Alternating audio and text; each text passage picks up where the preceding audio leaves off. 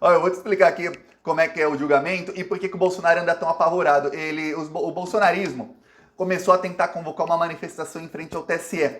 Diziam manifestação pacífica, porque sabem que esse pessoal é maluco. Não foi ninguém. Mas quando eu digo ninguém, assim, eu não sei quem estava convocando, mas nem quem convocou foi. Ninguém é ninguém. Tem vezes que eu falo assim, olha, foram 5 gados pingados, foram 10 gados pingados. Não foi ninguém, literalmente. Eu vou te mostrar o vídeo da entrada do TSE, aí você vai ver que não tinha ninguém. O pessoal completamente abandonou o Bolsonaro. Inclusive as notícias que saíram na grande mídia, logo que começou o julgamento, algumas horas antes, diziam, o Bolsonaro está completamente abandonado, completamente isolado, até dentro do próprio partido. Até os deputados e parlamentares, deputados e senadores bolsonaristas, aqueles que eram mais raiz, já não falam mais com o Bolsonaro, não falam mais o nome Bolsonaro e não fazem defesa do Bolsonaro nenhuma em redes sociais. O Bolsonaro tem hoje 3 ou 4 influenciadores bolsonaristas que não são parlamentares que fazem a defesa dele sempre. E tem ali entre os parlamentares os filhos dele, o Nicolas Ferreira, Gustavo Geyer, que era também youtuber, e tem mais 2 ou 3 aí que defendem o Bolsonaro. O resto de 99 deputados do PL e 8 senadores, nenhum dos outros não fazem nada. Não, sendo falar 7 senadores, os outros não defendem o Bolsonaro. Eu peço a sua inscrição no canal aqui, pra gente rir depois quando esse pessoal for tudo preso. Enquanto isso eu vou te mostrar aqui, ó, enquanto você se inscreve e comenta aí sua risada, a entrada aí do Tribunal Superior Eleitoral durante o julgamento. Vamos lá, cadê o protesto? Era pra sair o protesto. Cadê o pessoal com faixa?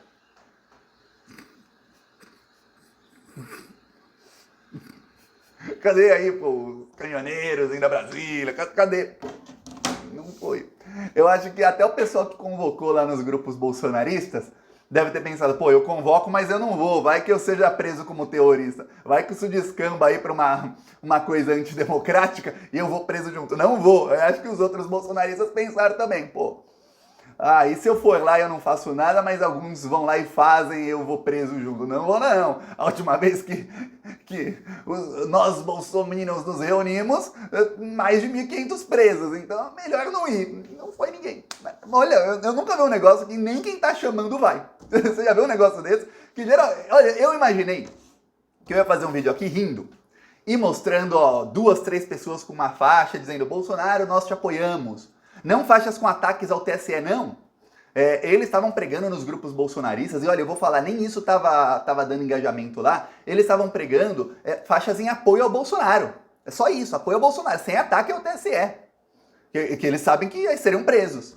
Mas nem isso, nem isso. Hoje, os únicos aí que atacam o STF e o TSE são Deltan Dallagnol e Sérgio Moro, e eles continuam atacando sistematicamente. Inclusive os ataques aos ministros do STF e do TSE começaram com a Lava Jato. Eu lembro que eu ficava pasmo lá em 2017, 2018, com a subserviência dos ministros do STF, a covardia de muitos deles quanto à Lava Jato, porque sabia-se que a Lava Jato atacava. Sabia-se que quem coordenava ataques feitos nas redes sociais contra os ministros era gente ligada à Lava Jato. Sabia-se que esses ataques partiam de declarações do Deltan Dallagnol no Facebook e no Twitter. E aí essas declarações dele viravam memes e aquilo ia lá falando que os ministros são isso, que os ministros são aquilo, que tem que invadir. Esses ministros, você já viu o argumento? Ministro do STF não foi eleito por ninguém, eles não têm voto, eles são como imperadores, esse tipo de argumento, foram todos ditos por Deltan Dallagnol nas redes sociais, por ele. E aí isso virava argumento contra eles. Aí o bolsonarismo se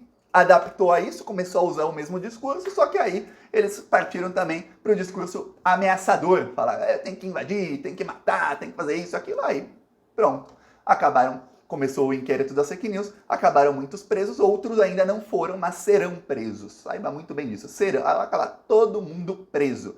Ó, durante o julgamento, a defesa do Bolsonaro está desesperada, tentando fazer com que a minuta golpista encontrada na casa do Anderson Silva não seja utilizada no julgamento. É isso que eles querem, não utilizem a minuta golpista. Porque, segundo os advogados do Bolsonaro, que são pessoas burras, infelizmente eu tenho que falar, são burros demais os advogados do Bolsonaro, eles acham que se a minuta golpista for incluída no julgamento, a chance do Bolsonaro é 0. Mas sem a minuta golpista no julgamento, o Bolsonaro tem uma chance aí de virar o quadro. Olha, eu vou te ler o argumento do Ministério Público Eleitoral e você vê que com ou sem minuta, a situação do Bolsonaro é ruim, viu? É ruim, ele tá trabalhando para evitar um 7-0 só. Ó, vou te mostrar. Eu não vou mostrar ele falando porque ele fala muito pausadamente, aí ele usa não sei o que, ele demora 3 minutos de fala que eu leio aqui em 30 segundinhos. Lembrando, o Bolsonaro está sendo julgado pela reunião que ele fez com embaixadores, onde ele atacou ali as urnas e eu lembro que ao fim da reunião ninguém aplaudiu. Pois bem, disse aí o procurador Gonê Branco, do Ministério Público Eleitoral. Alguns querem que o Lula o indique para a PGR. Não sei, realmente não sei. Não tenho opinião sobre Gonê Branco.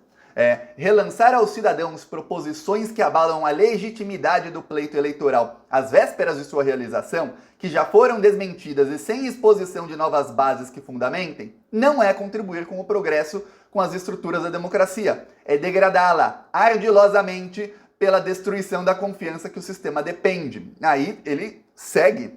O intuito foi nitidamente eleitoreiro. O candidato se valeu de sua situação funcional de presidente da República para mediar notícias que viam a saber que eram desavindas da verdade, para disseminar fake news. Obter a atenção e adesão de eleitores está caracterizado o uso da função pública, o cara do escrever errado aqui, para benefício eleitoral indevido. Ou seja, ele usou a função de presidente para convocar um monte de embaixador e falar um monte de fake news contra a urna eletrônica. Se você está disseminando fake news contra a urna eletrônica, você está atacando a democracia frontalmente. Se você ataca a democracia, você não pode participar do processo eleitoral. Uma coisa simples, já tem jurisprudência sobre isso.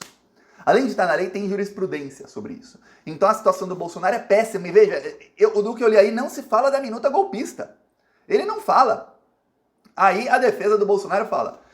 A defesa do Bolsonaro, em vez de tentar defender o Bolsonaro sobre a reunião, se inscreve aí. Que coisa chata ver advogado do Bolsonaro falar. Além de ser gente burra, ele fala de uma maneira arrogante. Mas tá, eu vou ler aí o que ele falou. Você não tem que olhar pra cara. Vamos lá. Não está em julgamento, como quer se fazer crer, o bolsonarismo. Está em julgamento a reunião dos embaixadores, havida muito antes do início do período eleitoral e das eleições. Muito antes, foi 3 meses antes. Eu já estava praticamente entrando no período oficial de campanha. Já era período eleitoral. Já não se podia ninguém fazer campanha que seria pré-campanha. Já não podia. Já estavam todos os candidatos falando, sou pré-candidato, sou candidato, sou candidato. Já estava. Era período eleitoral. Período eleitoral começa em 1º de abril. 1º de abril é o último dia para todo mundo se filiar a um partido político e aí, por esse partido, participar da eleição. Já é período eleitoral. E foi depois. Aí tá.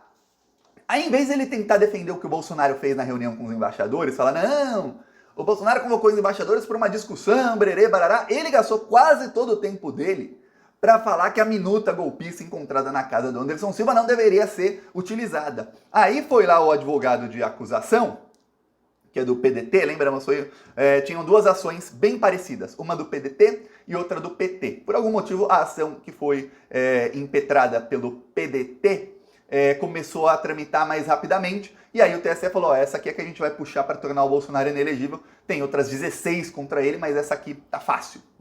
Tem uma que tá fácil, é essa aqui, porque nessa dá para os ministros do TSE modificar a jurisprudência que foi feita no caso Francisquini.